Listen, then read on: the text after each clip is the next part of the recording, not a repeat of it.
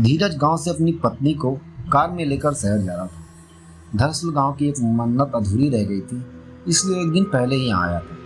उसकी पत्नी जो संध्या थी वो प्रेग्नेंट थी, उसका 9वां महीना चल रहा था, इसलिए वो उसे तुरंत लेकर शहर जा रहा था। पर घर से निकलते उन्हें काफ़ी देर हो चुकी थी और दूसरे दिन जो थी धीरज को अपनी ड्यूटी भी ज्वाइन करनी थी। उसने सिर्फ एक दिन की छुट्टी ली थी। उसने सारी छुट्टियां बचा कर रखी थी ताकि डिलीवरी के समय ज़्यादा छुट्टी ले सके। वैसे तो शहर यहाँ से 250 किलोमीटर ही दूर था, पर रास्ते में दो घाट पड़ते थे जहाँ गाड़ी मुश्किल से 20-30 की स्पीड में चलती है और साथ ही साथ जंगल भी था। पर इन लोगों को हमेशा का आना जाना था, इसलिए इन्हें कोई ज़्यादा प्रॉब्लम नहीं थी। माँ ने रात का खाना बांध दिया था ताकि वहाँ जाकर रात को खाना ना बनाना पड़े। दोनों निकल पड़ते हैं। ये तो माँ की जिद थी, नहीं तो ये दोनों वहाँ पर कभी नहीं आते। और डॉक्टर ने उन्हें साफ मना किया था कि इस हालत में कभी भी ज़्यादा दूर तक ट्रैवल ना करें। धीरज बड़े ही आराम से गाड़ी चला रहा था। वो पूरा कोशिश कर रहा था कि बगल में बैठी संध्या को कोई झटका ना लगे। वो करीब 80 किलोमीटर का रास्ता तय कर चुके थे। घना अंधेरा छा गया था। इतना दूर में ही रात हो चुकी थी। रास्ता भी इतना खराब था कि गाड़ी 30 से ऊपर चल ही नहीं रही थी। थोड़ी दूर के बाद दूसरा घाट शुरू होने वाला था। उसके गांव के रास्ते में इतनी ज़्यादा गाड़ियों का भी आना जाना नहीं था। जंगल का मार्ग था और आसपास आदिवासियों की बस्तियां थी जो अंधेरा शुरू होते ही अपने अपने घर में जाकर सो जाते थे। अभी वो घाट से 1 किलोमीटर दूर ही थे कि तभी एक छोटी सी बच्ची बीच सड़क पर उन दोनों को हाथ हिलाते हुए दिखती है और गाड़ी रोकने का इशारा करती है। उसे देखकर धीरज ना चाहते हुए भी गाड़ी रोकता है। वो गाड़ी रोकता है, बच्ची उसके करीब आती है। वो विंडो के कांच को नीचे करता है। बच्ची कहती है, अंकल प्लीज़ हमारी मदद कीजिए, माँ बहुत सीरियस है, उसे हॉस्पिटल लेकर जाना है। धीरज संध्या की ओर देखता है तो वो कहती है, देख लो कोई मुसीबत नहीं और इस समय में यहाँ कोई गाड़ी भी नहीं है। धीरज बच्ची को गाड़ी में बिठाता है और वहाँ से जहाँ वो इशारा करती है उस ओर गाड़ी लेकर चले जाता है। कहाँ पर जाना है उससे पूछता है, और तुम क्यों यहाँ पर घूम रही हो अंधेरे में, तुम्हारे घर में कोई बड़ा नहीं है? वो कहती है, मैं और मेरी माँ के अलावा और कोई नहीं रहता हमारे साथ। वो सामने ही घर है, वो बत्ती दिख रही है ना, वहीं चलो। वो घर के सामने जाकर गाड़ी रोकते हैं और बच्ची के साथ वो घर के अंदर जाते हैं। संध्या गाड़ी में बैठी ही थी। धीरज देखता है कि एक टूटे से पलंग पर एक औरत लेटी हुई है और कहाँ रही थी। उसका पूरा शरीर ऐंठ रहा था। धीरज उसके पास जाकर कहता है, बहन जी आपको क्या प्रॉब्लम है? चलिए मैं आपको हॉस्पिटल लेकर चलता हूँ। घाट के उस पार ही सरकारी हॉस्पिटल है। तभी बच्ची पीछे से अजीब सी आवाज़ निकालते हुए कहती है, वहाँ खून पीने को मिलेगा क्या? धीरज चौंक कर पलटता है तो वो सुंदर बच्ची एक भयानक रूप वाली भूत बन चुकी थी। वो फिर कहती है, वहाँ खून पीने को मिलेगा क्या? धीरज घबरा जाता है। तुम कौन हो? तुम कौन हो? पूछता है। लड़की कहती है, ये तो माँ बताएगी। धीरज हड़बड़ाकर पीछे देखता है तो महिला उठकर बैठी हुई देखती है और उसका चेहरा बड़ी ही भयानक था। उसके दोनों दांत बाहर निकले हुए थे। वो धीरज को देखकर कहती है, मैं तो बेचारी बीमार औरत हूँ, मेरी दवा है इंसानी ताज़ा खून। तुम मेरा इलाज करवाने ले जा रहे थे, इतना तकलीफ करने की कोई ज़रूरत नहीं है। वो बच्ची वहाँ से बाहर जाती है। उसी समय एक बुढ़िया उस ओर आती दिखाई देती है। वो बच्ची संध्या के पास नॉर्मल रूम में जाती है। संध्या उसे देखकर पूछती है, क्या हुआ, कहाँ है वो? तुम्हारी माँ को लेकर आ रहे हैं ना?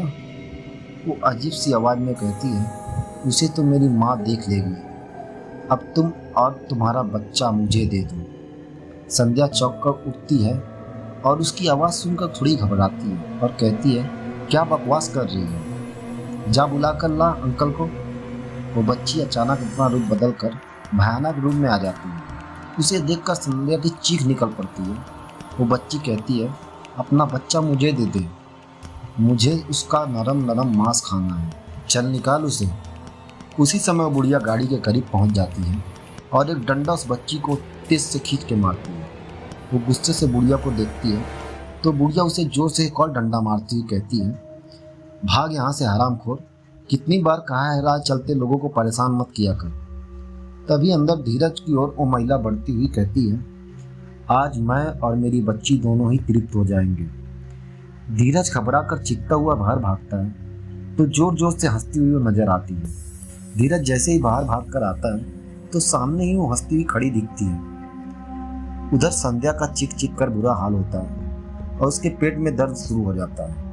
बच्ची की माँ के हाथ बढ़ाते हुए सीधा धीरज को पकड़ने वही वाली थी कि बुढ़िया की लाठी उसको भी एक जोर से पड़ता है, तो वो हड़बड़ा कर हाथ पीछे ले लेती है और गुर्रा कर कहती है, ये बुढ़िया तो फिर हमारे बीच आ गई। जिस दिन मौका मिला ना उस दिन तुझे भी देख लेंगे।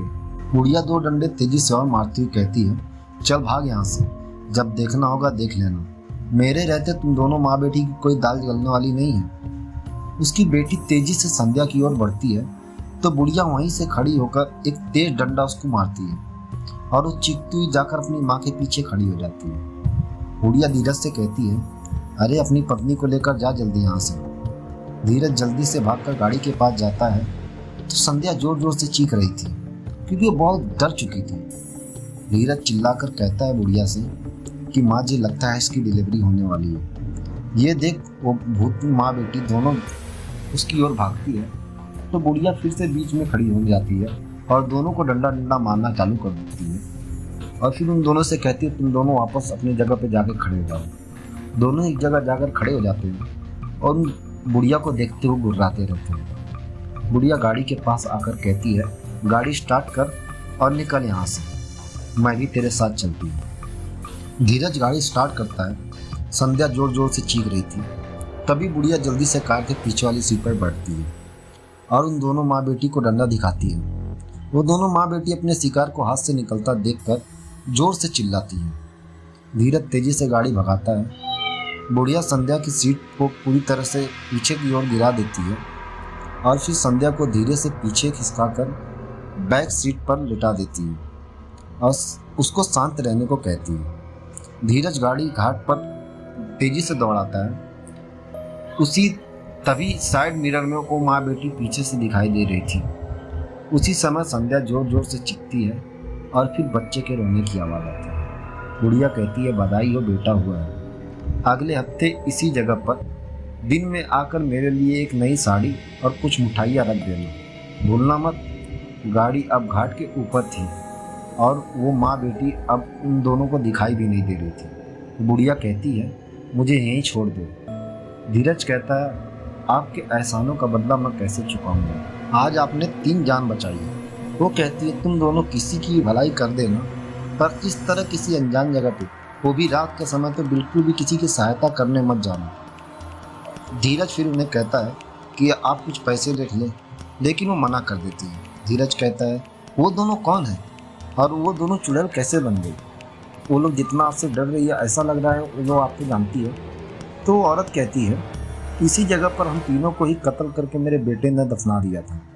उसे किसी और औरत से प्यार हो गया था और हम लोगों ने उसे धमकी दी थी कि अगर तुमने कोई गलत कदम उठाया तो हम लोग तुम्हें घर से बाहर निकाल देंगे। एक दिन उसने हम लोगों को घुमाने के बहाने यहाँ पर लेकर आया अपने साथियों के साथ और हमें यहीं पर मार कर गाड़ दिया। वो अपनी प्रेमिका के साथ एक अच्छा जीवन बिताना चाहता था और उसे लगता था कि हम लोग उसके रास्ते का काटा है।